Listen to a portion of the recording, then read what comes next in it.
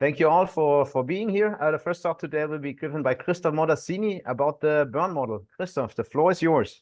Thank you, Bertram, and thanks, Bertram, for organizing this series, these meetings. I think this is very important. So I will talk, as the title says, about the Bern model. I have to be honest, I wasn't sure about how exactly I should structure that, to what depths I should go, what are the points I should address. Being the first speaker, it's always a little bit more difficult, but feel free to interrupt me at any time. I will try to keep in the 15-minute limit, maybe 2 minutes more or so. So this is the confusiogram I usually start showing when talking about the Bern model. The Bern model has organically grown over almost 20 years now, actually, and this means that it has become quite a large model. Here in my talk, I will first tell you a little bit about what we call the Generation 3 Bern model, and then give you some, because this is actually already 3 years ago, 2021, this was published. And then in the second part, I will very briefly go into some upgrades, updates, additions that have been there. So fundamentally speaking, the Bern model tries to give a relatively comprehensive picture of different, or of many actually, physical processes ongoing during plant formation, trying to describe each of this process by a certain submodule, and then to link them by exchanging self-consistently as many quantities as possible. And these are all these 1,000 arrows. This also makes the code relatively complicated. This is why our PhD students often also call it the beast. But this was before we have actually made it much more modular, and also added a lot of documentation in the last few years. So what do you have here is a representation of this some of the most important modules of the 2021 model, and they have been color-coded in 3 different groups, which has something to do with the time while they are active. So there are some black boxes, like the host star evolution, the calculation of the core structure, the gaseous or water envelope, and some processes related to deburning and bloating, and also an atmosphere of the planets. And these are modules which are active basically during the entire time. So it's during the formation and the evolution phase, so typically from t equals 0 to 1 giga or to 10 giga a year. Then we have in blue some modules which are related to the gas disk, the protoplanetary gas disks. This is the radial structure of the disk. You see things like sigma there. Then we have the vertical structure. This also yields the maximum gas accretion rates of the protoplanets, and is also important for the gas-driven orbital migration that you see at the very top. Then we have made a little bit an artificial but necessary distinction between what we call the formation phase and what we call the evolution phase, because the Bern model is, as the name says, not only a formation model, but it's also an evolution model. And what I mean with that we have some parts which are active during only the early times, and some things which are later on. And for here we use 100 million years as the switch. And during this time, what is active is the N-body. And this is also why there is such a time limit, because integrating a planetary system with, say, 100 protoplanets during 5 giga years is very time consuming. Actually, usually you cannot do that. So we make a compromise of maybe 100 million years. So we have the N-body. Generation 3 was also all planetesimal based. Now the new ones are hybrid. But here, so we have planetesimal accretion, and we have a disk for the solids, to which I will talk a little bit more. And then finally, we have some things which are active only during what we call the evolution phase. So what we do there is to treat each planet, before it's a planetary system actually formation, but then it's just an individual planet, which is being treated. And what we look there is still, of course, the internal structures, the black stuff, but also we have the atmospheric escape and tidal migration with the star.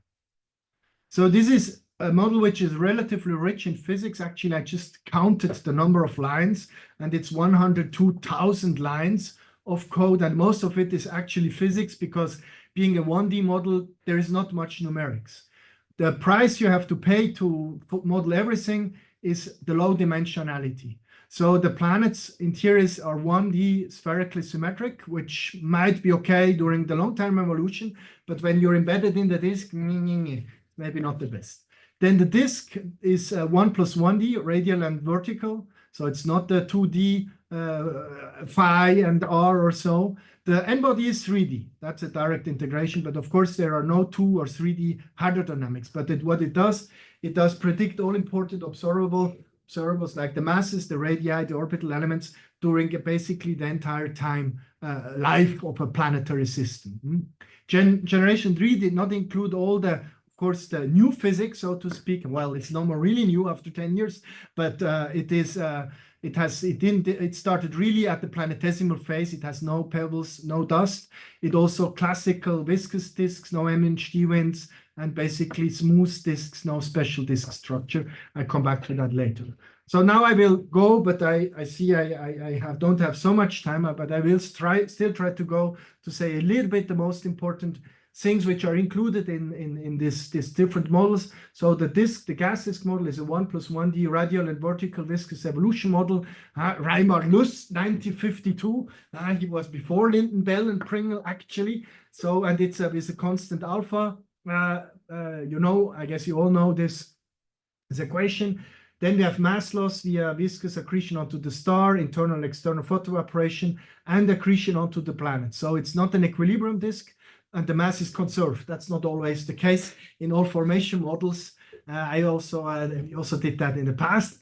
So then we have disk temperature from viscous heating and stellar irradiation, and we have disk evaporation, which can be internal, EUV driven, X-ray driven, and then the Fried grid or some other models for external photoevaporation. This is just very briefly an example of this model of this subpart, the surface density as a function of semi-major axis and time. Here you have the mid-plate temperature, aspect ratio, and here you have the flux through the disk. The inner part is always in equilibrium, but here in the outer part you also have the viscous spreading in order to conserve, of course, overall angular momentum. Good. Solid disk. The solid disk, the planetesimals, they are not modeled as individual bodies. That would be far too much, but they are modeled on a grid, on a radial grid, where there is a surface density. This you can see here, distance and surface density. These are jumps at ice lines. Is these static protoplanets which eat their way here into their feeding zone. And what we do, we solve explicitly the temporal evolution of the dynamic states of the eccentricities and of the inclinations, which comes from planetesimal excitation, protoplanet planetesimal excitation, and from density fluctuation. And on the other hand, we have the damping of the gas drag, which gives us then the eccentricity and inclinations. This is for the planetesimals. For the pebbles, what we did, this was together with Hubert and Völkel, Oliver Völkel. So what he did was to port the 2-pop model to Fortran 90, and this is what now calculates basically the evolution of the dust and the pebbles, which gives us the pebble flux, the pebble properties, and so on. We also use gaps via the parametrization of Kanagawa if we have an embedded protoplanet. Okay, good. Gas accretion. So what we do, and this is probably a speciality of the Bern model, what we solve at every time step, the 1D internal structure equation. So you know that from stellar structure physics, I guess. And we do that in the so-called attached, detached, and evolutionary phase. Attached is the phase before the protoplanet, or when the protoplanet is still smoothly attached to the background nebula. So there is not a real surface, if you want. And detached is then when it is in the disk-limited gas accretion phase. That's when it has a CPD around it, when the outer envelope is no more in contact directly with the nebula, and the evolutionary phase is just afterwards, when the mass is constant. I guess you all know these equations here. I don't go into that. Simplification is an onion shell model, so iron, silicate, water, and then hydrogen, helium. This gives the gas accretion rate in the attached phase, and in the detached phase, it's a disk-limited gas accretion phase, and this yields the interior structure. the capture radius, the planet radius, the luminosity, the transit radius, and the magnitudes, and so on. And I think this is a special strength, but it also comes with a cost, because this is a set of coupled differential equations that you have to solve, and you may or may not find a solution. You better find one, because otherwise you don't know what to do. And this takes really a lot of time to have that working in all phases, especially also in the detached phase, when we are close to an instability physically, which you might also see numerically. Okay, we'll skip the next one in the interest of time here. That was a very oldish. Then the N-body. For the N-body, what we use is Mercury 6. We have modified it a bit. We have made it lighter to run a little bit faster. It's also embedded, so it's directly a subroutine, which is called from the rest of the code. Mercury 6 is no more the newest integrator, of course, but symplectic, mixed symplectic and Bullish store for close encounters. Simulation time is typically 20 to 100 million years. For a single planet without N-body, with the disk evolution, blah, blah, blah, the code still needs maybe half an hour or so to calculate, mostly for the interior structure. But of course, which time can take time, months actually, is when you have hundreds of embryos. Then it's suddenly several months or so. We can, at the moment, have up to 999 bodies. So this allows to do classical terrestrial planet formation like they did in the early 2000s, like Sean Andrews and these guys did. For the impacts, you have perfect merging for the codes. For the envelope, it's a little bit more complicated. We add the impact energy into the one-dimensional interior structure calculation, and this leads then to an injection of the envelope if this impact energy is large compared to the binding energy. Orbital migration, I think this is quite standard. It's Porte-Cooper, Pullman-Nelson, Creswell-Nelson, so type 1, type 2, E&I damping. And what we don't do at the moment, the gas disk does not feel the planet torque. It's a one-way thing. We don't conserve in that sense angular momentum fully. This is something we are working on. The long-term evolution. So this is, we have another code basically inside of the Bern model, which is called the Completo code. It's also a standalone evolution code. And this basically does this 1D interior structure evolution with different equation of state, this atmospheric escape, stellar tides, and this gives stuff which is important for observations. Then you can do things like that. This is the period radius diagram for Kepler. This is a synthetic, what we get in this paper here, and then here you see also the composition. By the way, I wanted to say something. I think the Bern model is mostly known as used for the population synthesis, which is of course correct, but it can be used as a population synthesis. But first of all, it's a global planet formation model, and because it's relatively fast, you can still do population synthesis with it. I will also skip this one because otherwise I don't make it in time. What have we done since 2021? Well, the first one was obviously to work on the solid accretion thing. Here in the generation 3, this was really old school. So you set everything, the surface density of planetesimals at t equals 0. You put in some lunar mass embryos again at t equals 0, and you only have planetesimal accretion. What we then did with Oliver was to add the 2-pop and also the pebble flux regulated planetesimal formation here. So what this then gives is the dust, the pebbles, the formation of planetesimals, where we still put in the embryos at t equals 0, and the growth, the further growth, was only by planetesimal accretion. So this was kind of something intermediate. And now what we have is basically everything. This was something that Andrin, but also Oliver worked on. This is still the 2-pop. The pebble flux regulated planetesimal formation. You can also use the Bratzowska and Alibert planetesimal formation. This gives us then planetesimals. Then we look, based on the planetesimal initial mass function, whether we have an initial seed of a given size. We put that in based on this, and then it can accrete both pebbles and also planetesimals. So then it's really a hybrid model. Good. Next one. Improved gap shapes, that's what we're working on, because before the gas disk did not see the planet torques, but the mass is taken out. And now we're working on a prescription to have the gaps in 1D, especially also in the multi-planet systems correctly, because this is important, as you know, for the mass and Snell groove mechanism, but also has strong implications for pebble drift if we have a gap in the multi-planet systems. generation 3 was also just power law disks. I mean, smooth disk. Of course, it gives something from the solving the equations, but it's no special structures. And what we have since then studied was disk structure, dynamic embryo formation, and infall. So we have coupled to the infall model a la Kuznetsova. We put in gas and disk and dust, gives us a pressure maximum, and then we study what is going on there.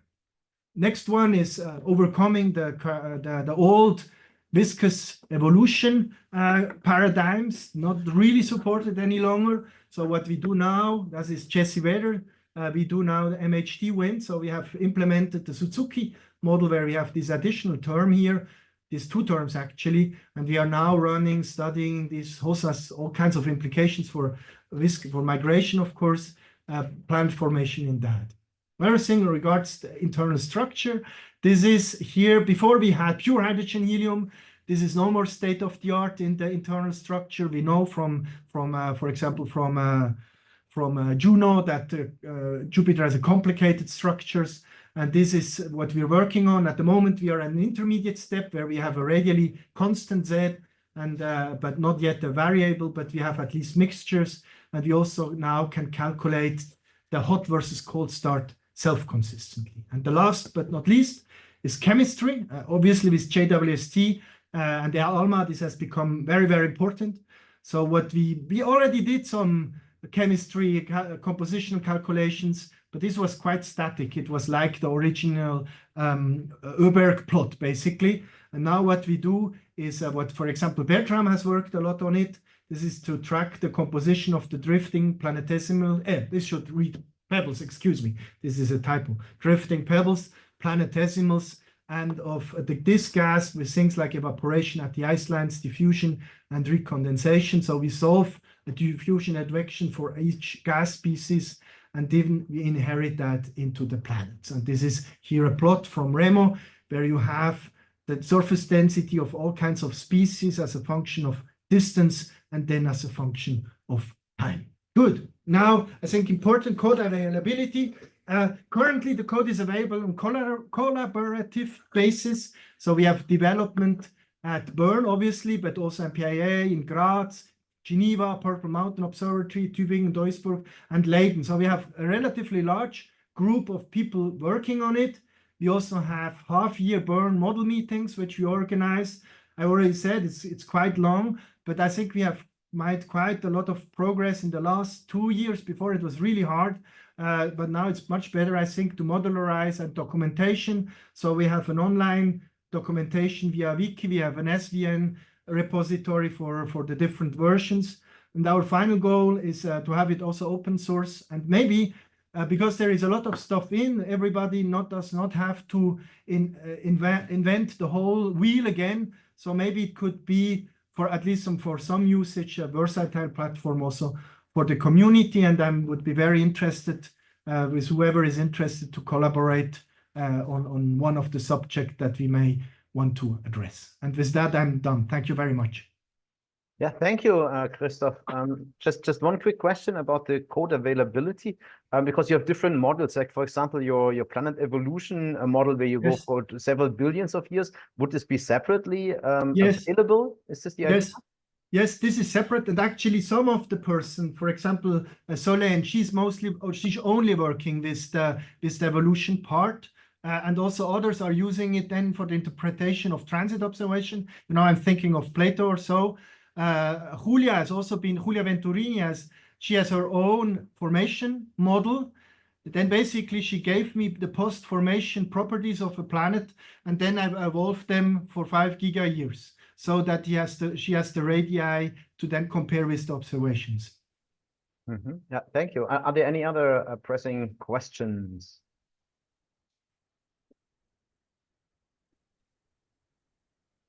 Yes, I had a question. I am Mayra Osorio.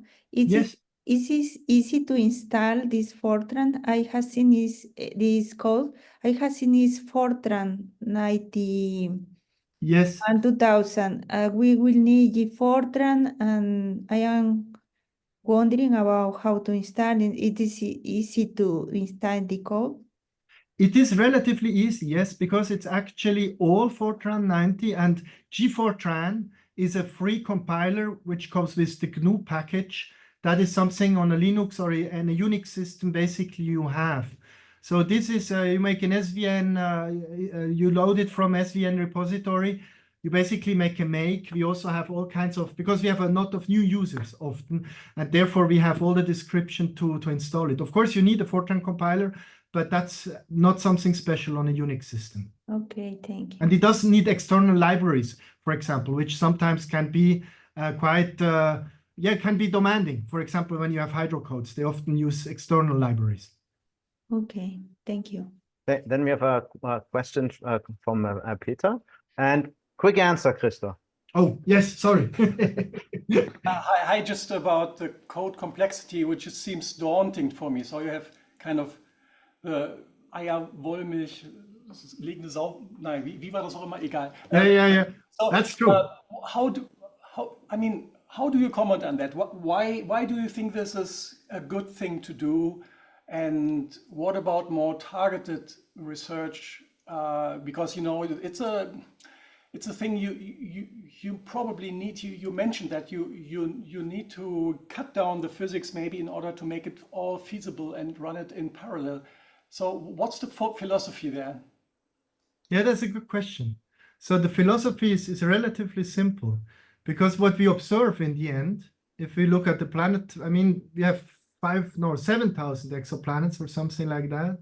You can never observe just orbital migration alone, for example, and it's highly degenerate with accretion, because what counts is the orbital migration timescale versus the accretion timescale. So therefore, our philosophy is to build a model which kind of analyzes what is going on in the community, take maybe those ideas which prevail and put them together such that we can make direct quantitative comparison with observations. I think what the observers do, they really invest a lot of time to have to offer us quantitative constraints. And I think what you can do with a code like that is, if you say, we know that it's not correct, but you could say, what do we get if we assume this is how it really is? And it won't be what we find. But by looking what is missing, and the code has a lot of physics, but it's still a very strong simplification. That is what should then kind of help maybe the community to see what is working and what is not working, and then do dedicated research on these areas. I think this has sometimes worked. Yep. Thank you. Thank you, Christoph. I will